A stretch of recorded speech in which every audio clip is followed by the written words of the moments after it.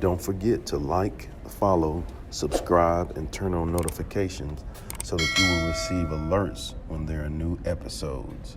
Go get it. That's what I tell them. I've been grinding for so long, I wake up and chase my goals. I go out and I go get it. How to code, that's all I know. I don't succeed, then I don't breathe. Success, what does it mean? If I conquer all my goals, then I'm living out my dream. Dig deep, go out and get it. Success Chronicles. Compete until it's finished. Success Chronicles. Go take care of your business. Success Chronicles. It's deeper than just winning. Success Chronicles. Hey, what's up, everybody? This is Chip Baker coming to you with another episode of the Success Chronicles. Truly excited. We are here at New Testament Baptist Church with Pastor James Glaspie, my guy. We go way back. Had some good times together. Been in the trenches together. Truly grateful for him, and so happy for his journey. And I'm so excited to be able to have the opportunity to be here with him to highlight him. So first, I just want to say, man, thanks so much for making time to hang out with me. Oh yeah. It's a blessing. It's a blessing. For sure. Good. I was chopping up with Chip Baker. Let's go. Well, first off, man, I know, and we're gonna get into this a little later, but this, like I said, we're here in the church. There's been some major renovation and remodeling going on, and this is it's beautiful, man. Yes, sir. It's beautiful. Talk to us a little bit about that, maybe. Well, you know, New Testament Baptist Church here in Conroe, Texas, has been here for 38 years. Ooh. 38 years, and we started out. This probably late Willie Mays founded the church, and you know they started working and moving with 5 people. Wow. But we started a major renovation project probably pre-COVID. Pre-COVID, probably a year before COVID. But we've come in, and you've been in here. You've had the blessing of being here, in the old building. Your mama, your grandma, everybody, and so when you there know, wasn't this, when it wasn't organ and the piano, it was over there, all of that. So you truly know, what it looked like outside of just pictures. Yeah. But the Lord has been, He's blessed us, Chip. He's blessed us. So very proud of what we have done here. We've done it just from tithes and offerings. We haven't sold anything. We haven't done anything. And here and there, we've had stakeholders, community stakeholders have came by, have donated funds to help us get to where we're at now. But we started a major renovation from the outside and started moving on the inside. So we tore down all of the vinyl side, like trailer house siding, and we really put up the hardy plank and painted it, redone the facials, the ramp outside, and we've done that work. And what I'm so proud of is that we've done it according to God's word. And what His word says in building and starting projects and those things. So we've worked hard to do that. Ask the people to be faithful in their tithings and offerings. We asked high school kids that have a job at McDonald's. We stress and want to teach them to tithe from that. Right. And so now God truly moving and blessing and adding the increase. So we did all that. We painted it, put a new roof on. It was a setback because in the process of that, we got funds here, and all of a sudden the air conditioning goes out on this side. That was $8,000 that we wasn't planning for.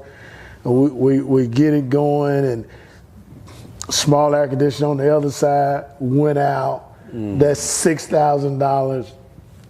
So I'm sitting there scratching my head, Lord, what's happening, But that's not how God works. You faith and believing in things that you can't see, Chip. Come on. And then when you are really tithing and doing your free will offering as what He says in your word, and families have committed to being faithful to the ministry here at New Testament Baptist Church, God had to increase, because what the money we had and what we done, I still can't tell you how on paper. When you put it on paper, it ain't supposed to be. So, but we came inside. We You know the old 12 window pane windows we had. We took those out. We trimmed it down, modernized the windows. Looks great. We gutted what was that on the paneling that you used to have on there with the little trim? So we gutted the whole walls out, put new installation in. We took the drop ceiling out,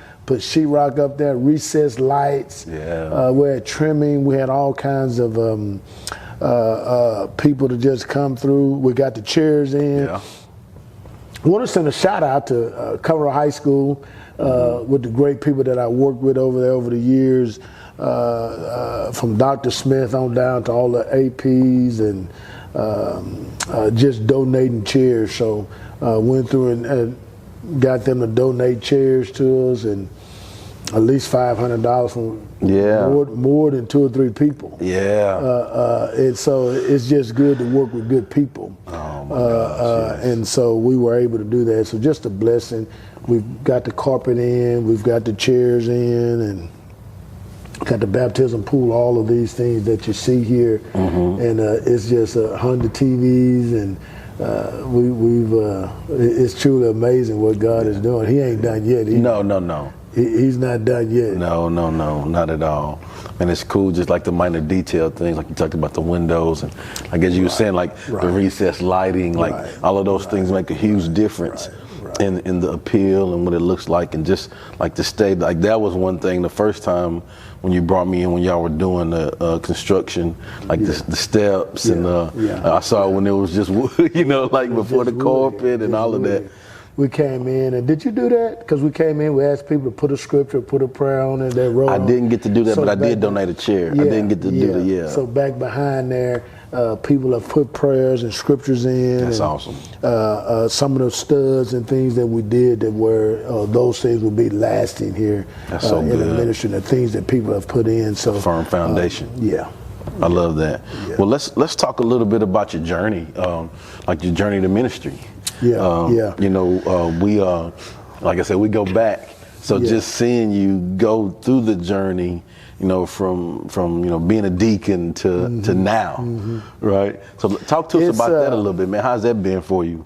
Man, Chip, the journey has been, it's been up and down. It's been rewarding, but it's been up and down. It's a lot of work pastoring. And let me admit and be honest here, I didn't want to do it. I didn't want to stop coaching to start pastoring. I didn't want to do that. And you love coaching. I love coaching a little bit, and just a little bit. And I was Brett Favre, man. I wrestled with the Lord, and but never pastoring before. Me personally, just don't. You got to devote all of your time to it. I think sometimes we get confused with our calling and then perfecting or working out, shaping and developing our calling. Yes, there's no doubt that I've been called to the ministry and called by a higher being than man, called by God to do this. But still, you have to put your work in. You have to study. You have to learn. What is God's will. And so I took out on that journey, Chip.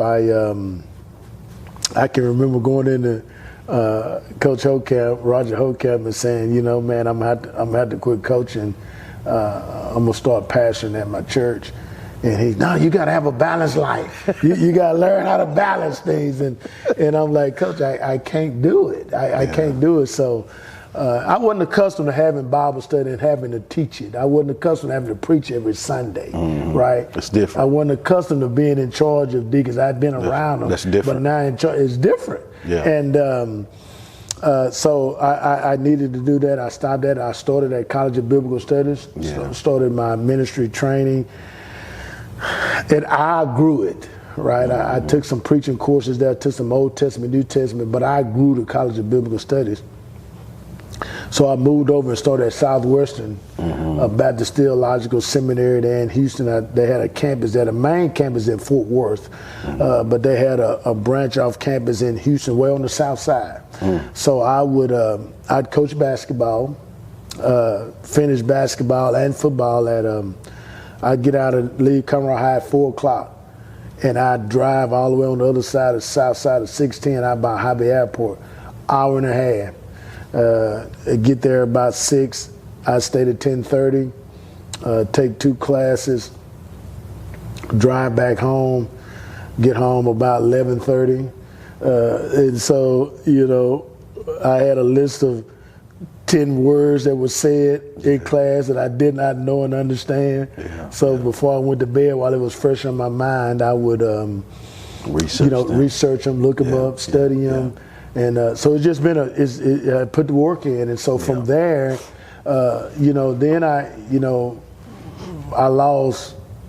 I say I lost. You have to give some money back for stipends, and so you know how we are as men. And we have our families and all of those things. So sometimes we had in education that was nothing that I could do, And then I started wanting more.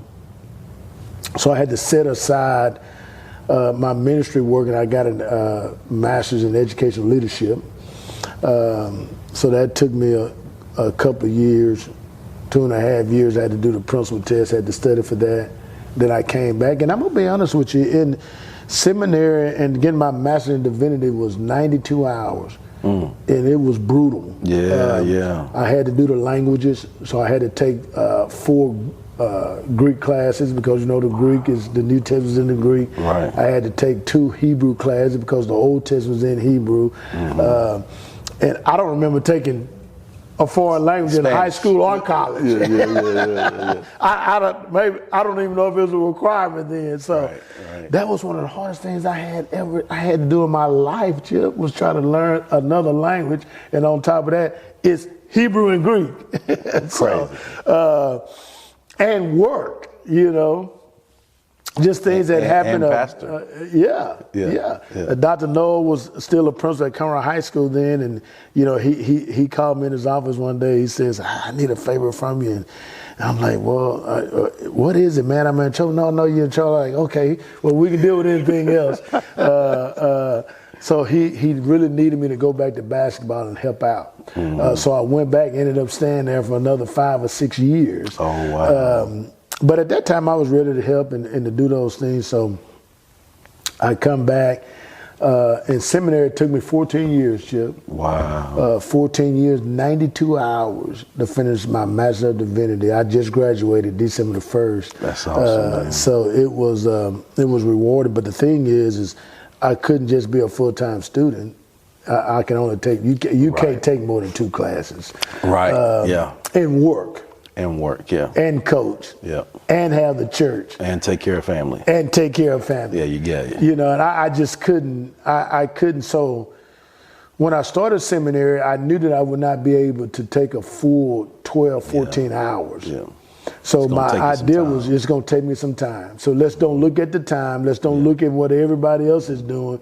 Stay on your path. Stay on your track. Stay on your calling. Yes, sir. And then you just go to work. Keep your head down, go to work. And learn something as you go along. Don't cheat the course. Don't cheat the process. Don't cheat God. Don't cheat God's people. And everything that I've learned, I've took down. I've took notes. I've done all those things. I've shared the knowledge of just religion and theology with the people that God has given me, and I tried to be faithful to them, and it's been rewarding. So I ain't done yet. There's some more in the woodwork coming, just a little bit more. But when I finish that in ministry, then I've reached the pinnacle, and I think it'll be rewarding to me if not nobody else. That's so good. Man, there's so many things in that, like it's one thing for you to talk about the journey and explain all those things, but then when I know, the trials and tribulations and the things that you had to get, like it's so rewarding when you can grow through those things. And then learn those things and then use those things to be a blessing to others. That's it's just tremendous. The learning that I've learned just from higher education, but we're educators, right? Right. So we believe in education, teaching. In teaching, you definitely come from a family, a generation of teachers. We're gonna teach you now. We're gonna teach you how to do it. So I just believe in, especially for the African American church and African American pastors, and the taking time out to get you some higher education and some learning. Yeah. I think sometimes the struggle is we believe, for some reason you think, well, they're gonna want me to do this, they're gonna want me to do that. No, it's just formal education and learning that we need. Yeah. You can't be a principal without it. Yeah. Right. You can't be a teacher without it. You can't be a police officer without training. You can't be a doctor, a lawyer. Right. So I do believe that there's a blessing in teaching and learning. Yeah. Especially just being able to totally concentrate on theology. Mm-hmm. Right. Apologetics, right? All those things, the process of sermon prepping and preaching, church administration. Yeah. Right. Just church discipline, church ministry, missionary work, evangelism. It's so many things that if you don't have a good teacher or some training, I just don't know how you can get it. Yeah. I really think, don't. just hearing you talk about all those things too, I think about the word bivocational comes up. Yeah. And so, and you were talking about some different things, but to me, I think there's transferable skills that you learn in that. What are some of those transferable skills that, as far as the ministry, that's the same principles as far as education, or education as far as ministry. You kind of talked about like the organization and the learning, but what are some other things that come up for you? I'm gonna go back to, I always take coaching and playing sports. It's just been tremendous in my life. It's been profound. Yeah. It's unless you are a student athlete, unless you are a coach teacher, right? Yeah. And then especially being men of color and walking and doing things, and then have to be holistic, and then having to be, just looking through life in different lenses. I like that. And being able to talk to different people of different people groups that don't necessarily look like you, right? Right. But the things that I learned from coaching, way back our days at Washington Junior High with Coach Henry, right?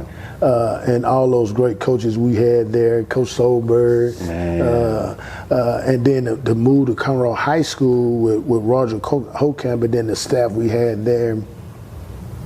One day I came in, I was a head freshman, me and Manny. And I run down there, Chip, because we had to run. We had to run from 6 down there, get dressed. Yep, quick. Sit down there for the kids and get them in the rows, take row, get on the field. Then you had to tote your stuff out there and get your drill set up for your individual periods. And I was doing that, and Coach Hokamp, y'all see that Cowboys at? Yes. Them Sarge over, they better win Saturday night. Okay, that's all I'm saying. I see you representing. So I get down there, Chip, and he had a note said call his parent. But I'm like, I call him after practice. I got to get in there and check roll. And I did all that. Got on the field. We got an individual, and Coach Hokamp said, hey, come here.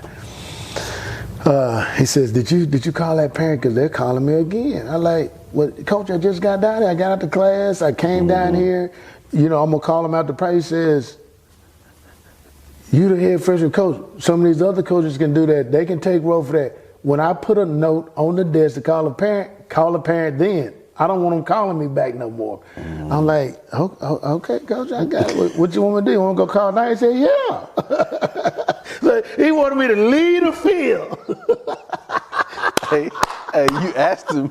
And he came back call right there. He came back with an answer. Yeah. So things like that, Chip, I've learned, even being an administrator, being a pastor, that you're always have to be available for people. And you have to be a constant communicator. That's a gem right there. And you need to be able to do it in a manner where when it hits your desk, it don't hit nobody else's. Yeah. You finish that. And so from that, I've been able to use that in my ministry.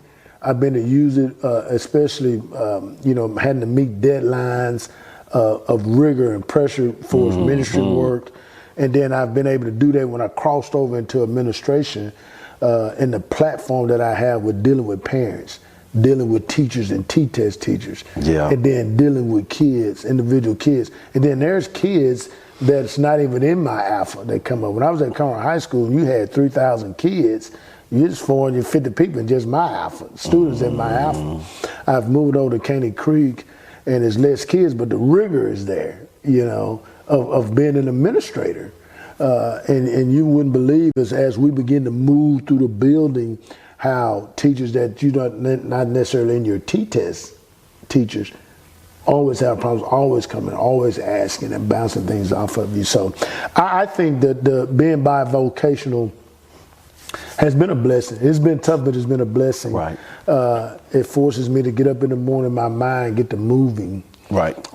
My body. Right now. It's go time right now. Yeah. Right. And it forced me to have some discipline and to have a schedule where, when I'm at work, I don't got time to deal with ministry stuff. I don't got time. So I've had to put systems in place here that where those things and people are there, that those things will take care of themselves.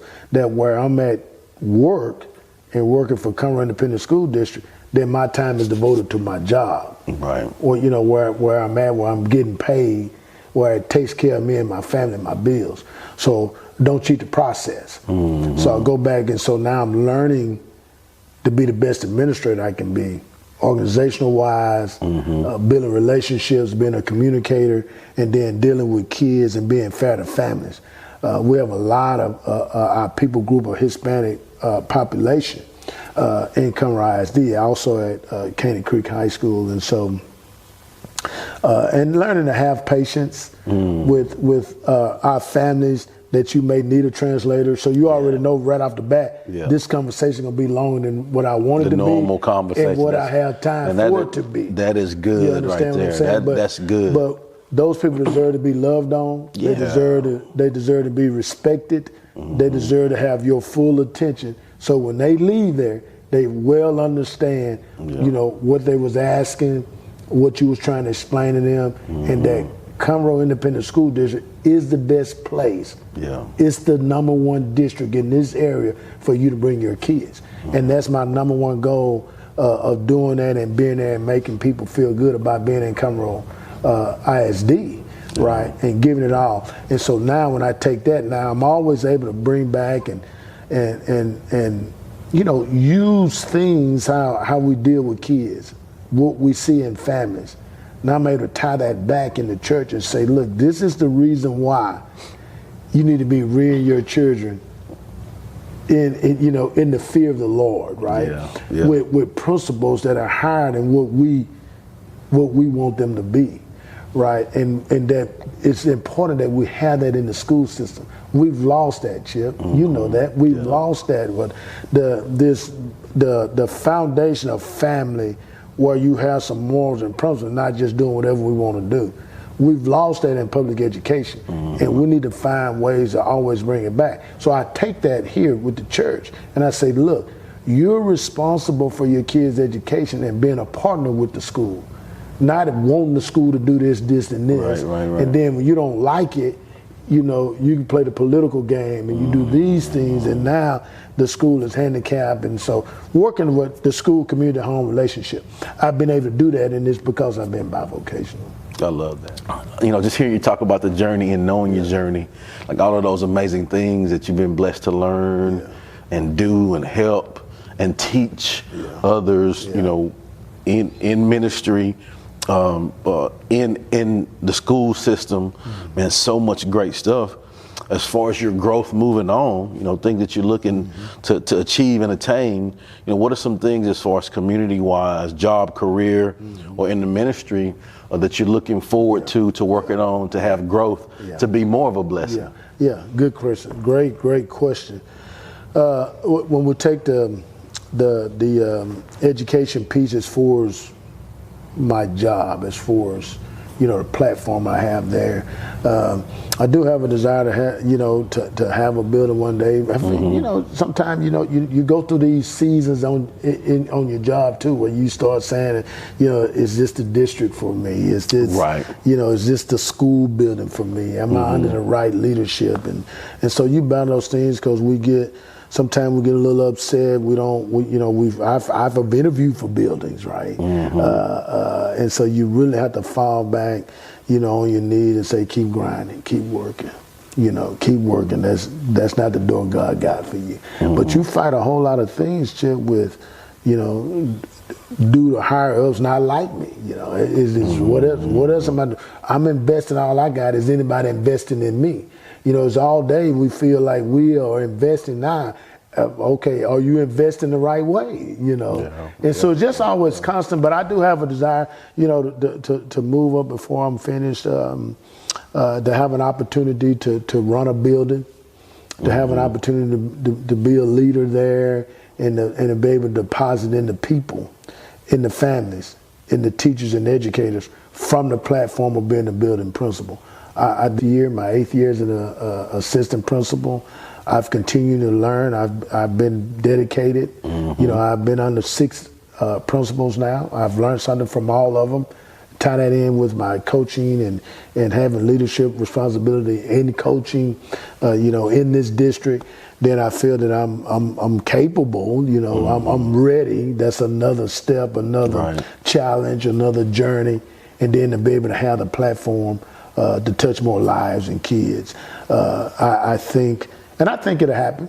Oh, for sure. I think it'll happen. Just need to be the right place, the right fit. The interview needs to go right. You got to have your principal where you had deposit into you and speaking some things for you, and then the interview panel has to believe something in you. So I do believe it'll happen. I do believe Conroe School District is the place for that to happen. So we'll keep our head down and keep grinding and make sure we're in the right places, doing the right things when the door is open. Love it. So I think that happened. Now, as far as the community, I personally believe that the church should be open every day.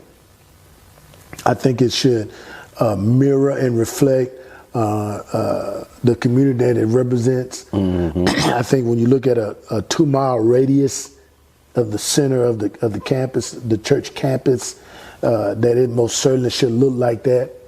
If it doesn't, then you need to begin to revitalize, because it'll die out, Chip. I really believe that. But I think it should be open every day. That's part of this remodel project. We're trying to get more classrooms in, trying to get a youth center in, and a place where kids can just come and hang out. That's a place where kids can come after school, not for tutorials or nothing, but to be safe. It's a safe place for them. Yeah. Now, when kids need specific work as far as being able to work on a research project, I want to do some research. I'm interested in this college. Resources. Then we'll have those resources. We'll have teachers that can come out and give some time and donate some time, and then just be a blessing. That's what I believe when I say this: working with the community, that the church being open. I've been in Conroe Independent School District for 25 years. That's not for nothing. I've met teachers. I'm constantly asking, hey, if you could donate time at the church, would you do it? Got great relationships and doing these things. And so over the years, I've built relationships, and every teacher I ask, whether they be white, black, or Hispanic, is most certainly we would do that. And donate some time. And so, being able to do that, we have the cafeteria here. Kids can just come in and eat and just hang out. We have vans, we have transportation to drop them back off at home and doing things like that. So that's another goal, that's a prayer that we're looking for. We want to do that, but we need the room. Once the project, this remodel project is done and the addition on, we have the room, now we can get busy. I love it, man. We got people like Chip Baker that can always come by and say, here goes some hot dogs and some buns and some chili. I'm one of those people that will put my hand up to give service too, just like you said. I think and I think just being around, and that's one thing I'll say, man. Like we worked in this community for a while together, and just seeing the growth, seeing the bonds of the community, how people love and take care of one another, man. It's an amazing thing. And like you said, when you do that, I think that's the blessing of being in a similar community for a while as you build and establish those quality relationships. Yeah. And then you do know I've been there for 55 years. Right, and that's what I was gonna say is like like I was waiting for you, like you was talking about. Yeah, I've been here for 25. Like, nah, bro, like you've been here, like you grew up here. Yeah. It's been longer than that, and so I think it's cool too. Like you see, like your former teachers and former coaches and people that have poured into you. That will come back that are proud of the things that you're doing. That will step up and give service as well. Most certainly, that's been another blessing. Yeah. Part of the people that gave, when we was on trying to get, because it cost us $12,000 to get these chairs in here, and we're a small church, 30 people, right? Yeah. And so very proud of the people, man. I've stretched and pulled them to, that all I can pull from them. Right. So we may need to look to the lending institutions to finish the project, and that's okay too. I feel good about that. We'll make sure God is leading us to the place. I truly believe that God will send us to the right place. Yeah. The right institution that we can build a relationship, establish something moving forward for the community. So that'll happen, but it's because the people have been faithful. Yeah. On the front end of it. You see what I'm saying? The people that believe. And I think your faithfulness and your belief, God rewards us. He'll reward us with this as we move forward. I can't tell you how many times people came by, left me a check for $5,000. And that gave me chills. People come by and left me a check for $2,000. Yep. They come through and said, "Oh yeah, here's $500 on the chairs." Just constant. And I invite people in. You can see exactly what we're doing with it. We're not trying to put it in the product. You can see it. Yeah. Here's what we're doing with it. Yeah. We'll send them, the right documentation. You're not painting a picture. Like you're not showing them. You can see it. And nothing's for me. That's why I continue to go to Candy Creek. It's all that we can put in for the ministry of the kingdom building, and that we can bless people. Yeah. Right. That's what we're here for. Here at the church. That's what we're here at school. Everywhere. That's when you're speaking and doing your gate, you're constantly on the move. Yeah. But it's because you love people. Yeah. You want to showcase people, allow them to have the opportunities to say how blessed they are, to show what's going on in their lives, and how they know beyond a shadow of a doubt that it was more than them, the reason why they're where they're at and having that success, right? And so that's another part of that blessing. We're talking about being bivocational. It really is. It really is. Man, like I'm reflecting on, like I'm seeing people. Like as you're saying it, like I'm seeing like actual people with names are coming up of people that we've worked with and just have gone above and beyond to give service and just to look out for you and make sure that you're good so that you are good for others. Right. And it's always important to do that. And the positive, I just seen you with a post with a couple of athletes, and it's good to see the former athletes. The other blessings coming back and you seeing former athletes growing up and having families, having kids, and just being a blessing, and giving back to the community. And it's because somebody made deposits in them, right?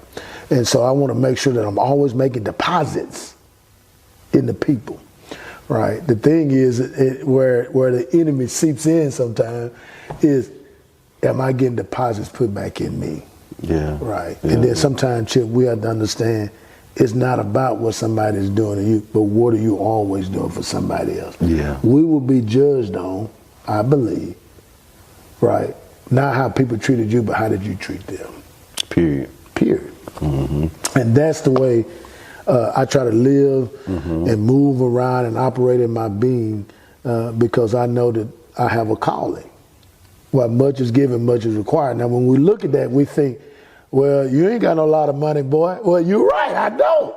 I'm not talking about money, right? And we're saying, well, how does he live so peaceful? Because I have peace in my life. Yeah. Because when you try to do right by people, those are rewards that you have. You have peace, and you have longevity. Right? And you begin to see things, and it's a joy to make deposits in the people. Yeah, and I think too, I think about the gifts. Like I'm looking at that Christmas tree, like the big man is giving us all gifts, right? And your gift is a gift, right? It's important for us to figure out what that gift is. That's our job to do that. Like, figure it out, dog. Like, figure it out. Your gift ain't your gift. Right. It's a gift that you can give to other people. Yeah, it's not for you to keep. You can't hold on to it. Like you said, man, all this stuff, like, I can't hang. I gotta help others. You gotta help others. And when you do that, I think it's pleasing in His sight. You live a fulfilled life.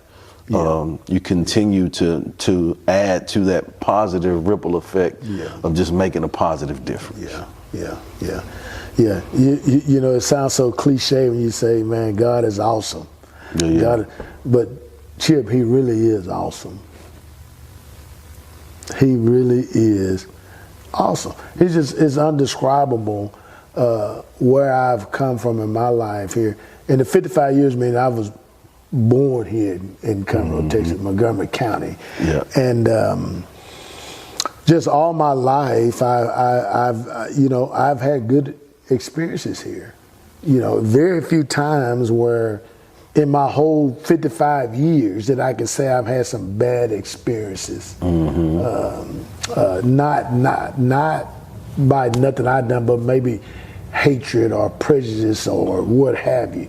Very few, Chip. And I say they so few, I can't even hardly remember them. I know that God has been good. This has been a great place for me to live and raise my family.